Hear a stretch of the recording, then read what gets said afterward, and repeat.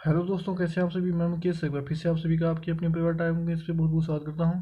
Friends, आज से हम शुरू कर रहे हैं लेसन प्लान जो कि अर्थशास्त्र के हैं। और ये लेसन प्लान आप कक्षा 9 और कक्षा 11 दोनों के लिए बना सकते हैं। तो चलिए शुरू करें दोस्तों। प्लीज़ वीडियो को आप पूरा देखेंगे। चैनल पर नए हैं तो चैनल को जरूर सब्सक्राइब कर लेंगे। तो चलिए शुरू करते हैं। सबसे पहले लिखेंगे विद्यालय का नाम। उसके बाद में ऐसी सारणी बना लेने हैं, यानी कि आपको कॉलम बना लेना है। ये जो डेट है और ये चक्र, ये आपको कॉलेज के माध्यम से बताया जाएगा, वहीं आपको डालना है। बाकी आप सेम चीज़ें लिख सकते हैं। दोस्तों, मैं प्रकरण में लिखना है, प्रकरण में लिखना है अर्थव्यवस्था। उसके बाद में सामान्य उद्देश्य, विद्यार्थी अर्थशास्त्र का ज्ञान प्राप्त कर सकेंगे। विद्यार्थी अर्थशास्त्र के प्रति अपनी रुचि जागृत कर सकेंगे। विद्यार्थी अर्थशास्त्र के महत्व को समझ सकेंगे। विद्यार्थी अर्थशास्त्र के तथ्यों से अवगत हो सकेंगे। उसके बाद में विशिष्ट उद्देश्य, विद्यार्थी अर्थव्यवस्था का प्रत्यास्मरण कर सकेंगे। विद्यार्थी अर्थव्यवस्था का ज्ञान प्राप्त कर सकेंगे। विद्यार्थी अर्थव्यवस्था के महत्व को समझ सकेंगे। विद्यार्थी अर्थव्यवस्था की व्याख्या कर सकेंगे। विद्यार्थी अर्थव्यवस्था का उपयोग कर सकेंगे। इतना लिखने के बाद नेक्स्ट पेज।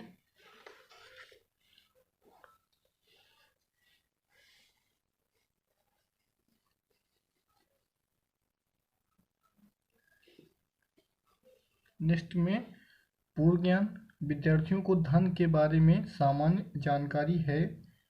शिक्षण सामग्री, रोलर बोर्ड, प्रस्तावना प्रश्न में लिखेंगे क्रम, ऐसा चार्ट बना लेंगे, ऐसा कॉलम बना लेंगे। उसके बाद में ये लिख लेंगे छात्राध्यापक कथन, छात्र कथन।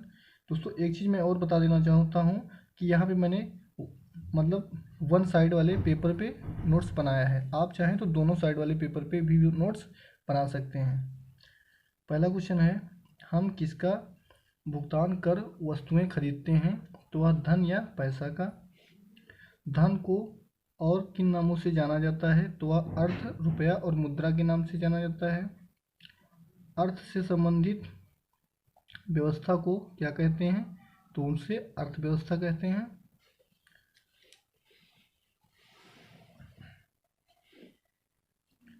अर्थव्यवस्था से आप क्या समझते हैं? तो यह समस्यात्मक प्रश्न हो जाएगा। उद्देश्य कथन, आज हम अर्थव्यवस्था के बारे में अध्ययन करेंगे। Next page.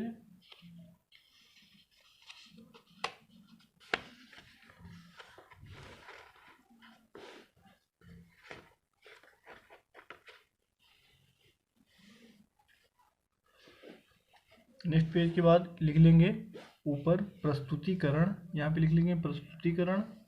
उसके बाद में कॉलम, सभी का कॉलम दोस्तों बना लेंगे ऐसा ही। उसके बाद में पहला प्रश्न लिखेंगे, विकासशील देशों में किसका विकास उचित रूप से नहीं हुआ? तो वह सुदृढ़ और अर्थतंत्र।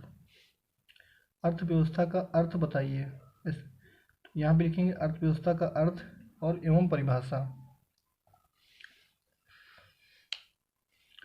स्पष्टीकरण, सामान्य शब्दों में अर्थव्यवस्था एक सेवा आर्थिक तंत्र है जिसके माध्यम से मनुष्य की आर्थिक क्रियाएं संचालित होती हैं। अर्थात जिस ढांचे के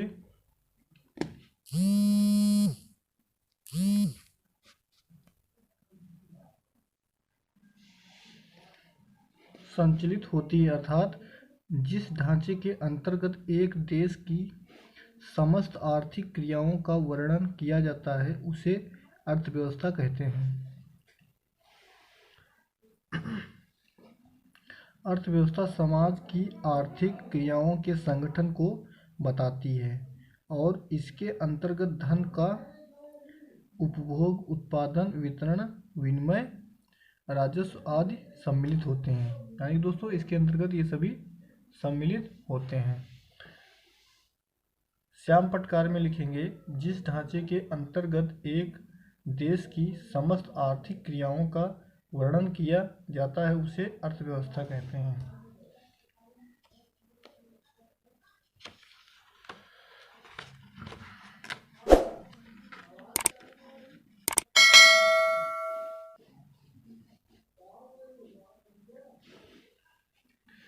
परिभाषा।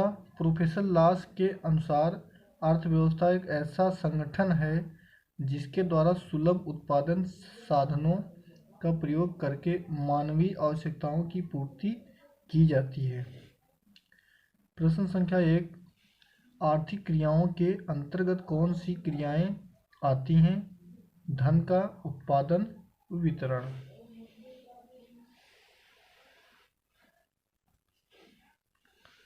अर्थव्यवस्था के क्षेत्र क्या हैं? तो यह समस्यात्मक प्रश्न हो जाएगा।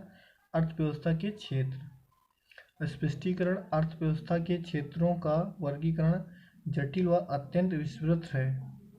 देश के अंदर होने वाली सभी आर्थिक क्रियाओं घटनाएं अर्थव्यवस्था के क्षेत्र में आती हैं।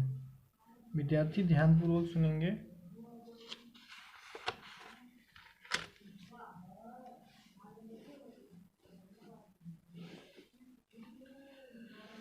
सामान्यतः अर्थव्यवस्था को 3 प्रमुख भागों में बांटा गया है: प्राथमिक क्षेत्र, द्वितीय क्षेत्र, तृतीय क्षेत्र। प्राथमिक क्षेत्र। अर्थव्यवस्था के प्राथमिक क्षेत्र के अंतर्गत पशुपालन, कृषि उत्पादन, फल, मांस, पत्थर जैसी प्राकृतिक उत्पादों का उत्पादन आता है। यहाँ पे लिखेंगे, विद्यार्थी ध्यानपूर्वक सुनेंगे।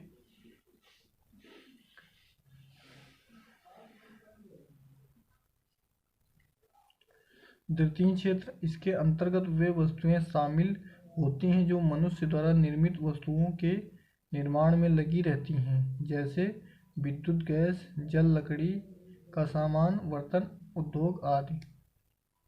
तृतीय क्षेत्र।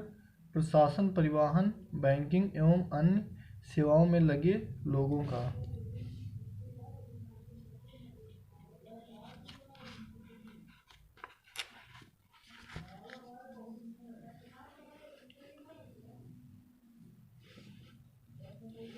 संबंध इस क्षेत्र से है।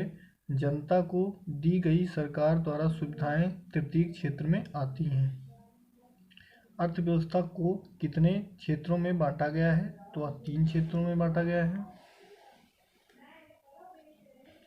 अर्थव्यवस्था का क्या महत्व है? किसी भी देश की आर्थिक गतिविधियों का संबंध अर्थव्यवस्था से होता है। वर्तमान परिस्थितियों में अर्थव्यवस्था में आर्थिक गतिविधियों का महत्व बढ़ गया है, अर्थात किसी भी देश की नीतियों को समझने के लिए उस देश की अर्थव्यवस्था और आर्थिक प्रणाली को समझना आवश्यक है। किसी भी राष्ट्र का प्रमुख उद्देश्य राष्ट्र की एकता, अखंडता को सुनिश्चित रखते हुए राष्ट्र को। उसके बाद दोस्तों यहाँ लिखेंगे, विद्यार्थी ध्यानपूर्वक सुनेंगे। और श्याम पटकार में आर्थिक एवं सामाजिक विकास के लिए अर्थव्यवस्था का सक्षम व सुदृढ़ होना जरूरी है।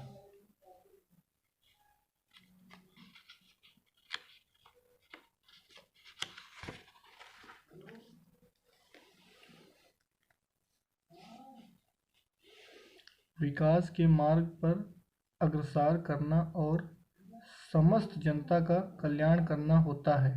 किसी भी राष्ट्र के आर्थिक एवं सामाजिक विकास के लिए अर्थव्यवस्था का सक्षम व सुदृढ़ होना आवश्यक है।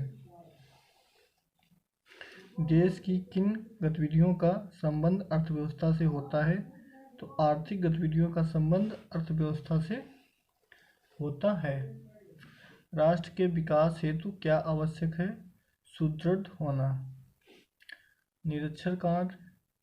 छात्राध्यापक द्वारा श्याम पट पर दिए गए कार्य को अपनी अभ्यास पुस्तिका में लिखने का विद्यार्थियों को निर्देश देंगे। वह सभी विद्यार्थियों को कार्य का निरीक्षण करेंगे। पुनरावृत्ति प्रश्न। प्रोफेसर लॉस के अनुसार अर्थव्यवस्था क्या है? अर्थव्यवस्था किसके संगठन का वर्णन है? किसी राष्ट्र का प्रमुख उद्देश्य क्या है?